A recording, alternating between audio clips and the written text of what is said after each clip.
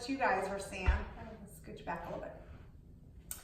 I am Judy Haddad, owner of Orange Purple Passions, My Healing LLC, founder and executive director of 5 Purple Oranges, my charity founded after the death of my son. We were hit by a truck.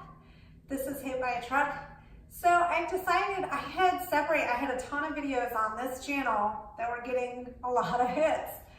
And I decided, you know, I'm gonna move those to a separate channel. And I did not finish that work, and they're not getting any views there. And you guys don't need to know this, but I'm gonna tell you anyway. So I decided I have 2 business channels and 2 personal channels. I'm like just gonna merge everything.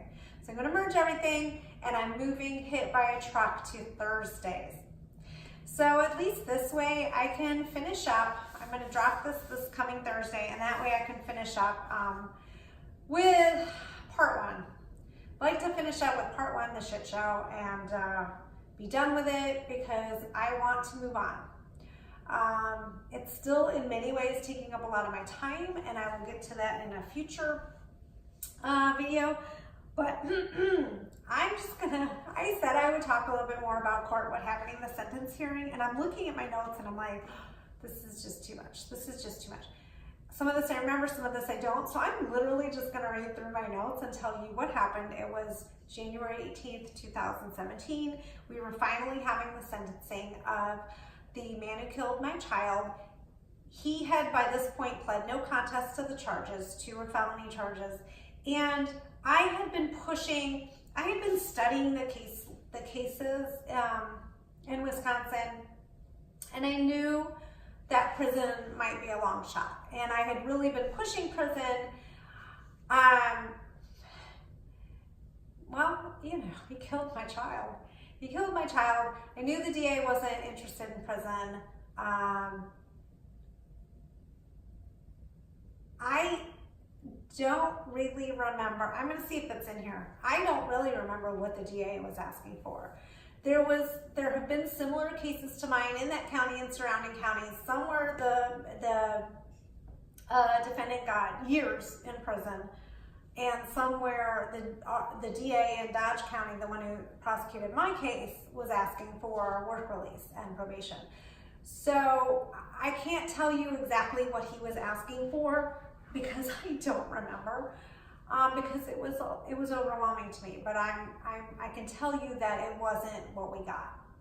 So I'll read what happened, and then I'll tell you what I know now. You know, I'm just gonna tell you what I know now because I don't know if it's in here. So I said in my last video that I had gotten the police report. I did open records. I got the police report prior to sentencing, read through it as much as I could to whip out my sentencing statement. The DA, as I said, wasn't prepared to answer to any of the things I brought up in my statement. I don't know how it's supposed to work. Somehow I don't think that's how it's supposed to work. I assumed he was going to bring up the defendant's criminal past, and he didn't.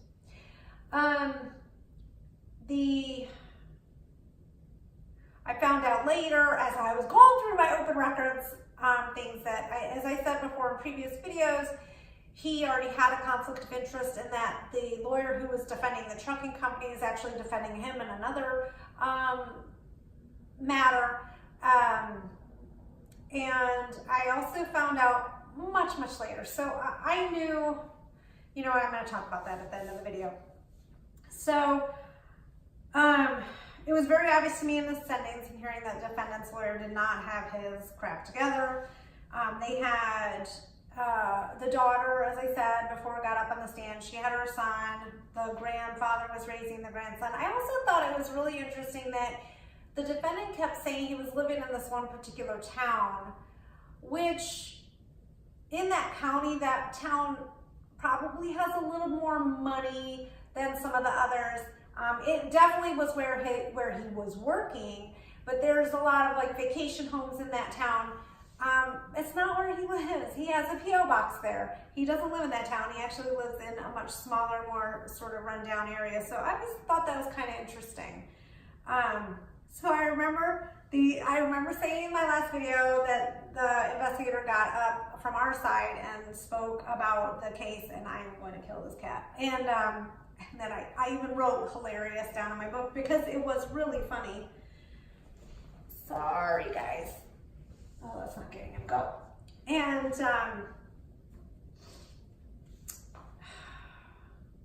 they were talking about the speed, how the black box of the semi was turned off, and the lowest speed they could guarantee was 58. But they were asking, they were talking about the road. Were there any, basically the defense attorney was attacking our expert, which was, again, from the sheriff's office, trying to find out what he actually did, what his investigative methods were, what his follow-up was. And I had by then already knew it was going to be airtight. So it was a fully loaded semi. There was nothing to obstruct his sight. He was going well over, he was going between 9 and 25 over. We now know it was, oh my God, what did I tell you guys? I can't do math that fast. 20 something. It was 26, 25, 24 over. He admits he wasn't watching the road. So it was all these things that he didn't. The witnesses said that he didn't try to avoid us. I don't even think he saw. I honestly don't think he saw us. I think he slammed into us. That was the first notice that he that something was wrong. I fully believe that because he didn't make the road where that intersection is, the road is wide open. He could have moved to the side. Granted, he didn't have a lot of time given he wasn't watching the road and he was going well over 20 miles over the speed limit and I was stopped. I don't think he saw us. I think also he, you know what? I don't know. I saw him. I'll tell you that. I saw him. So, they went over about, it was a lot of character stuff back and forth. I talked about I think the DA did talk about a little bit about his past. I talked more about his past. He had also had, he had some on his record, had some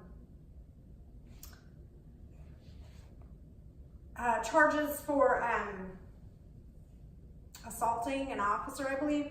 Now, you know what, a lot of times, if it's minor and I'm speaking off the cuff here, but if it's minor and it's in regards to an arrest and there's other charges that are much more important, let's say, those are the type of charges that they don't always stick. So the fact that he had that on his record, I thought was pretty interesting. So I guess the court, we were asking for, because it was completely avoidable, we were asking for 9 years. I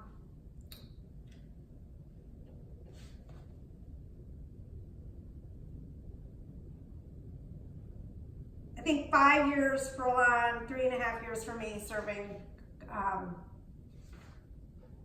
concurrently.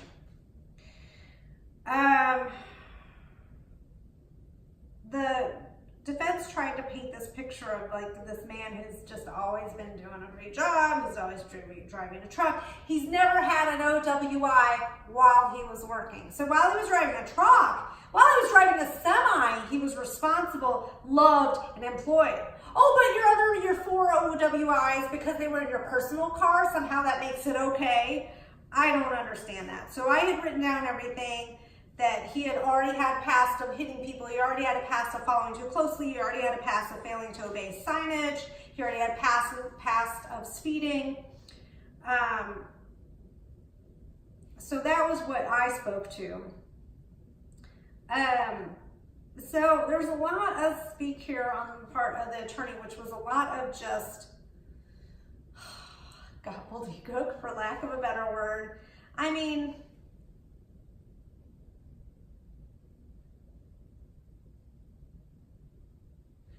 I don't know. There's just a lot of crap. So, so it was a question of, it was back and forth between the attorneys about whether it was negligence or whether it was just,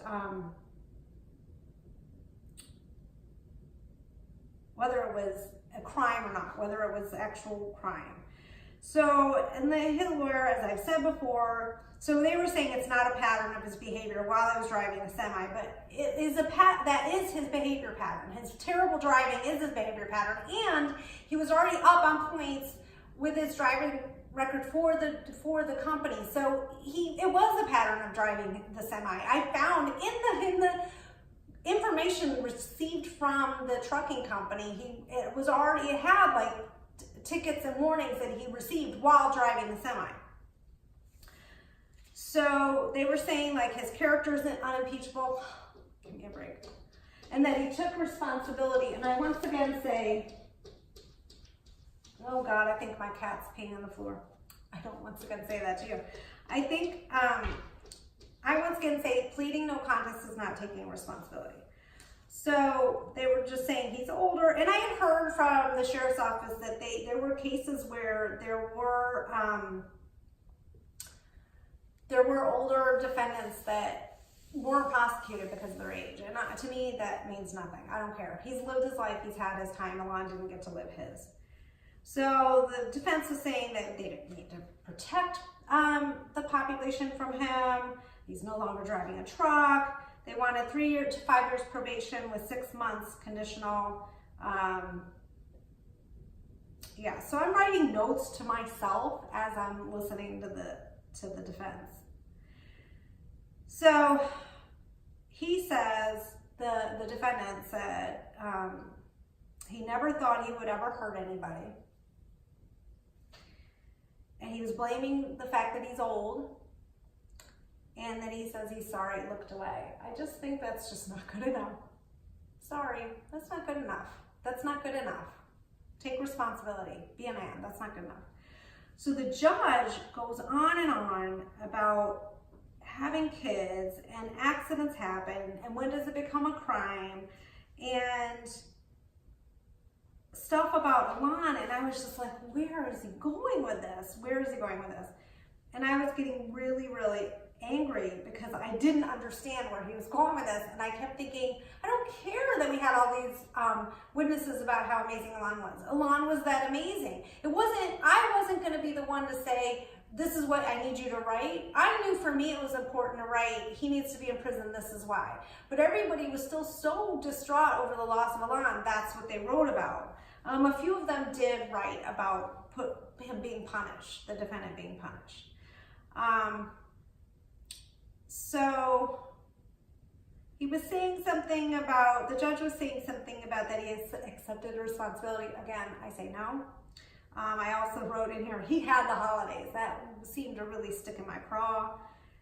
He got to live to 70. That seemed to stick in my craw because Alon didn't even see his 10th birthday. He had minimal contact with the law in his occupation. Again, that's not true, but that's because the DA did not present that in court. Another reason why I tell you I'm not a fan of the DA.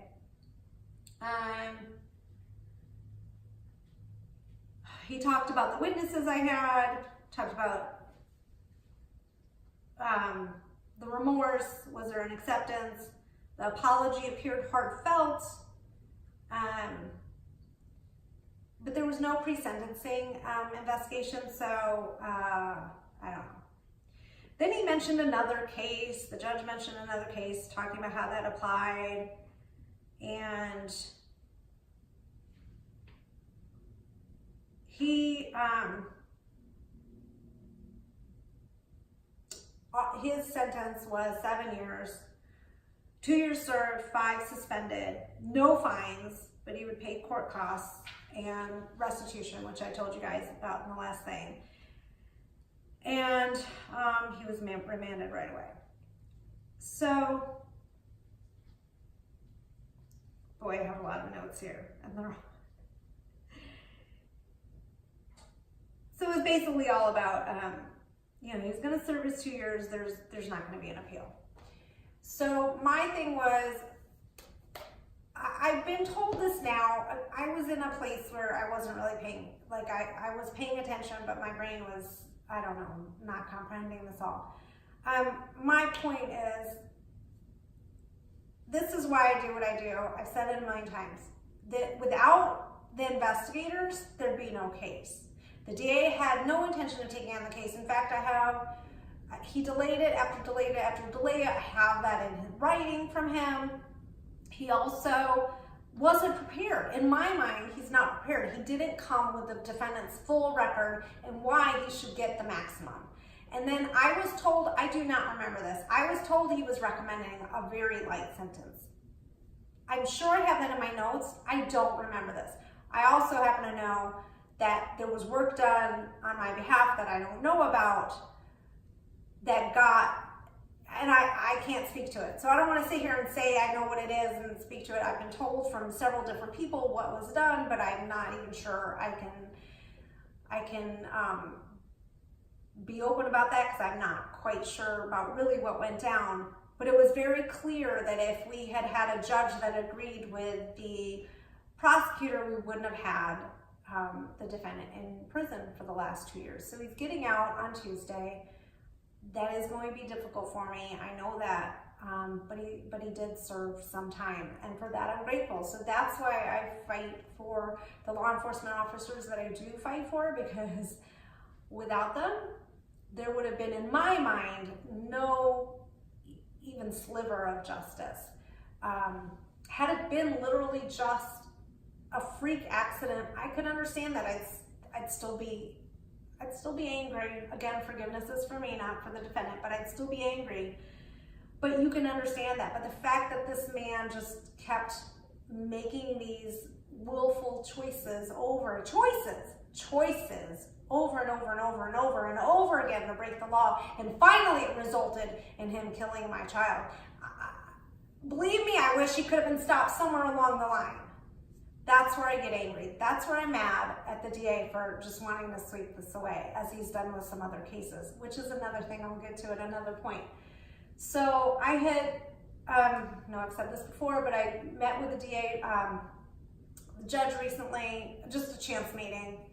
And I said, because again, I didn't fully understand everything he was saying, and I said to him how, Elan really was that special. Elan really was that special. And he did acknowledge that truly came through, and he understood that side of it. And again, his job is to interpret the law, and you know what I'm saying. I wasn't necessarily asking for punitive punishment, like punitive sentence. I was asking for a fair sentence. It's just hard when you hear, I talk about this all the time. It sounds insane, but it's hard to get out of that mindset of, oh, this person got so much money and she's still alive and doing okay, just like has a medal in her leg. Or this person got 14 years in prison also from killing a child, and this is what I got. It's hard not to do that. And everybody's trauma is different, everybody's sentence, and it's hard. Like in America, this is what we have. We just have these local jurisdictions. If it's not a federal case, I understand that, and it's silly for me to compare like that. My pain is my pain. My fight was my fight. But I just wanted you to know that I feel that there were many of us, that myself included, that did everything we could to see this case come to, in some measure of a positive outcome. And there were others that I would say didn't give two cracks about it. So that's where we are. So I'm going to conclude, hopefully, talking about anything in the shit show part of my life now, and move on. And